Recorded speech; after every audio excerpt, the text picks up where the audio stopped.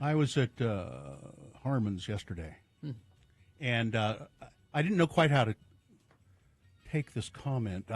So I'm over there by the pharmacy, and just started to walk away, and hey, Bill.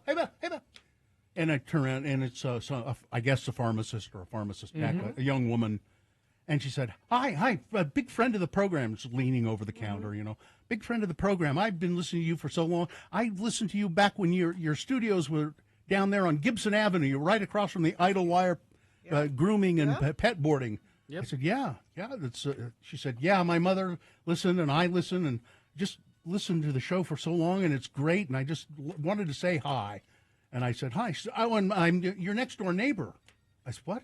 Said, I live in American Towers, and right here. You mean your next door neighbor to the station, to the radio station? Yeah. I said, Tyler Glenn lives there too. She said, I know. I see him in the elevator all the time. He's really nice. And then I said, well, it's nice to meet you, nice to talk to you, and I've neglected to get her name. And then she said, you're looking really good.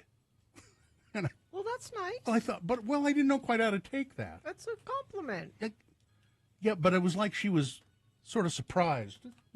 Well, you've had problems that when you listen on the radio, people might think you're not doing well. Well, your leg problems and stuff. You know what I mean? She wasn't looking at my legs. Oh. I'm telling you that right now. She was not looking at my legs. No, but it made me feel good that she said that. But I want. Because when you just listen, you might, Bill's had some medical problems. Maybe he doesn't look so good, and then I guess it's. I guess there's nothing really unusual. I guess I have sometimes said, "Oh, you look really great." Sure. But then whenever I say that to somebody, I think, I hope they don't think. As opposed to, I meant that you really looked terrible the last time I saw you, or, Yeah, but anyway, it was nice, and she was very nice. I wish I'd gotten her name. And I have a nice time at Harmons. I don't know. You have a nice time. I like to shop at Harmons. It's Harmons, always a good time. Yeah. Usually I'll run into somebody that listens to the show, or I'll find a new food product that I like. Or a different kind of Are you the coffee. Downtown Harmons? Is that your... Yeah, the Downtown Harmons, which it's kind of cramped. It's cramped? Yeah. It is. It's cramped. Not compared to my Immigration Market Harmons. Well, no, but the Immigration Market is where little old ladies and your husband go with their arm baskets. And they walk to the store they fill up their baskets with what produce. We do, and we did this a lot over the holiday. So we get Riley ready for a walk, and I walk Riley with Joe to the market. That's their youngest child, by the way, Riley. To the market, and then he goes and shops, and then I continue on my walk with Riley. We do this like almost every day over the holiday. He has his little arm basket. He needs a trolley. One of those grocery trolleys. Yeah.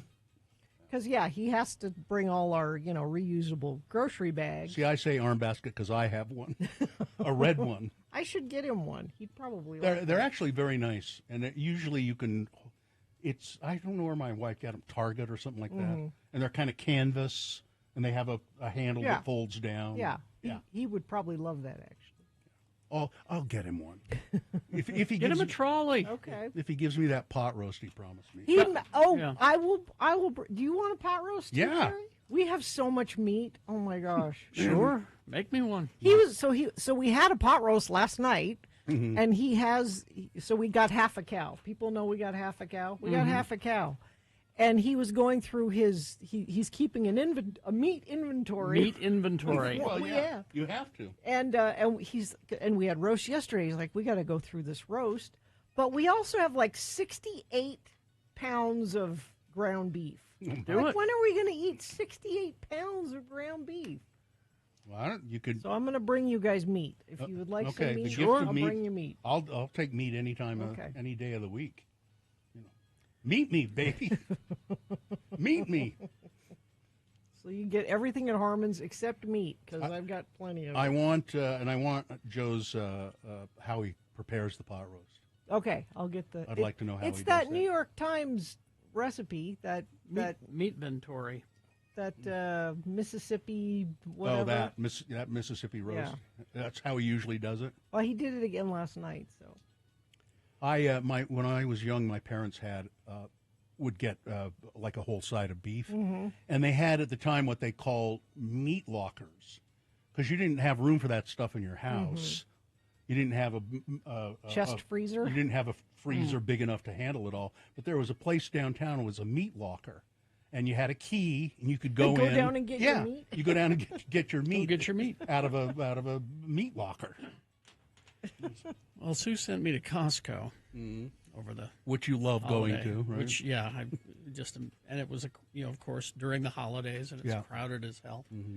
And then she texts me as I'm wrapping things up, says, well, I don't feel like cooking, so grab some pre-prepared food there.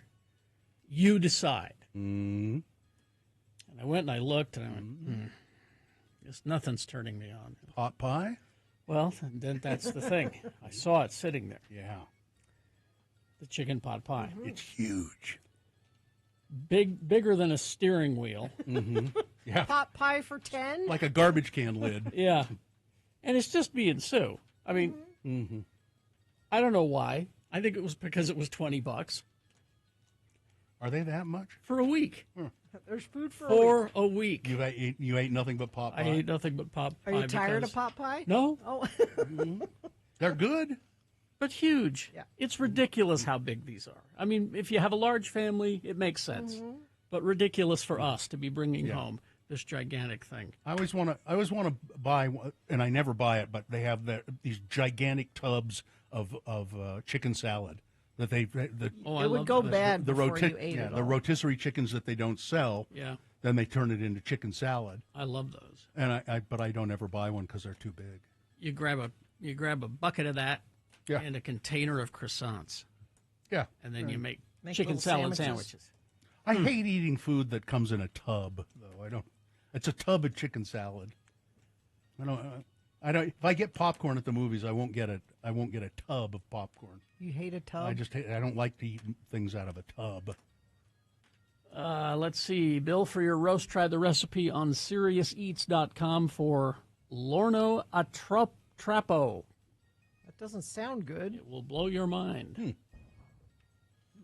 Is that Kenji? Trapo. He started Serious Eats. Is that Kenji? I don't know. Because I can't do anything with Kenji J. Lopez Alt anymore, or Alt J, whatever it is. Because my son goes off on him. Because he has a drinking problem and got divorced and now lives on a houseboat in Seattle. What's wrong with I mean, He does he have good recipes? He was a turd to his wife, and Oh, so my son won't do any. You can't make stuff by him. He was mean to his wife. Well, I admire his morals. Lomo al trapo is Colombian style. Lomo el Trapo. Okay. It literally is translated to beef tenderloin in a towel. That sounds not In a good. towel? No, that doesn't sound good at all. It's made by wrapping a big chunk of beef in a thick crust of salt swaddled in a towel. But the good thing that I had, I mean, I had a lot of good stuff. Sue made the all-day sauce. We had a lot of great food, but the best thing was this. Okay, try to imagine. Okay. You know your Rice Krispie treats, right? Yes. Yeah. I'm there. Marshmallows and everything? Yes. Instead of Rice Krispies, Ruffles potato chips. With The crinkle cuts. And then you mix up with some vanilla and a little bit of bourbon and some peanuts in there. the sweet and the salty. Yes. Oh. It was a recipe from that cute Canadian lady who looks like Bailey Quarters on the Food Network. Yeah. Oh yeah, her. You know her. Bailey Quarters from. Again, the show is for Gina. Yeah, thank you. She understands. But that was delicious. That sounds good. I've been eating one of those every day. Okay, It's so I'll try good. that. I don't care for Rice Krispie treats, although somebody once made me brown butter Rice Krispie treats, and that I could say, okay, I get it. But just regular Rice Krispie treats, it's what you eat when you don't have anything else. The crinkle cut potato chips. Yeah. They really hold up. Sounds Okay. good. You you get the I'd salt? try Do it. you get the sweet? Do you I'd get try it. a little bit of bourbon and vanilla and peanuts? The peanuts are that's key because you get the texture going. Yeah. Oh, And delicious. it's like a clump.